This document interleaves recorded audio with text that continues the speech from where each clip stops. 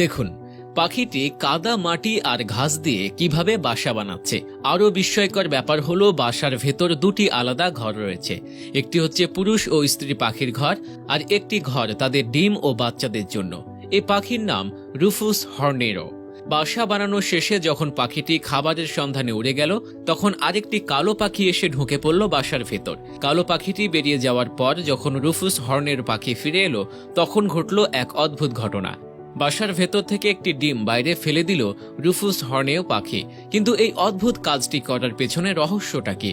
Rufus হর্নেও পাখি তাদের অসাধারণ ঘর নির্মাণ কৌশলের জন্যই বেশি পরিচিত।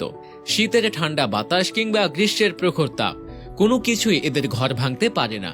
কেননা রুফুস হর্নেও তাদের ঘর বানাতে ব্যবহার করে মাটি ও কাদার মিশ্রণ, সেই সাথে যোগ করে ঘাস বা খড়, যা শুকিয়ে পাথরের মতো হয়ে যায়। হর্নেও পাখি বুদ্ধি ও পরিশ্রম দিয়ে এমন একটি গম্বুজের মতো বাসা তৈরি করে, যা দেখলে মনে হয় যেন মানুষের হাতে নির্মিত কোনো ছোট্ট কাঠামো। কিন্তু রুফুস হর্নেও যখন ঘর বানায়, তখন আরেক দুরন্দর পাখি দূর থেকে তার বাসার দিকে তাকিয়ে থাকে।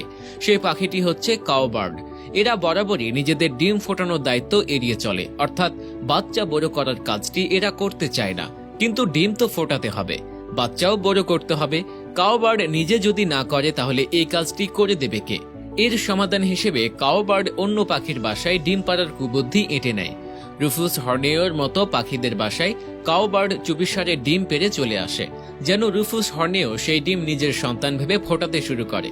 প্রথম দিকে তো হর্নেও পাখি বুঝতেই পারে না যে সে ডিমগুলো তা দিয়ে ফোটাচ্ছে, সেগুলোর মধ্যে কাউবার্ড নামের অন্য এক পাখির ডিমও লুকিয়ে রয়েছে। সরল মনে রুফুস হর্নেও ডিমগুলো তা দিয়ে থাকে, আর কাউবার্ড ডিম ফুটে বাচ্চা বেরিয়ে শিকারী মনোভাব নিয়ে বেড়ে ওঠে।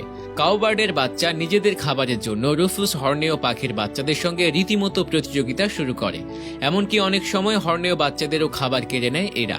কখনো কখনো বাচ্চা কাউবার্ড ছোট রুফুস হর্নেও পাখিদের বাসা থেকে বের করেও দেয়, যেন সেই একমাত্র ওখানে থাকতে পারে। তবে ভাগ্য সবসময় কাউবার্ডের সহায় হয় না।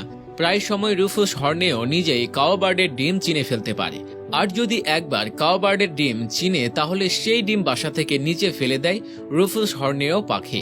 আবারও কাউবার্ড এসে ডিম পাড়তে পারে, এই ভয়ে প্রায় সময় হর্নেও পাখি পুরো বাসাটি ছেড়েই চলে যায়, অন্য কোথাও নতুন ঘর তৈরি করে, যেন কাউবার্ডের কালো ছায়া থেকে মুক্তি পাওয়া যায়। তবে এখানে শেষ নয়। কাউবার্ড পাখিরা কেবল পরজীবী মনোভাবই দেখায় না, বরং এরা আক্রমণও করে বসে। যদি কাউবার্ডে দেখে তাদের ডিম বাসা থেকে ফেলে দেওয়া হয়েছে, তাহলে অনেক সময় এরা হর্নেও পাখির বাসায় হামলা করে তাদের ডিম ভেঙে দেয়। তেমন হলে নিজের বাসা ছেড়ে পালিয়ে যাওয়া ছাড়া আর কোনো উপায় থাকে না রুফুস হর্নেও পাখিদের।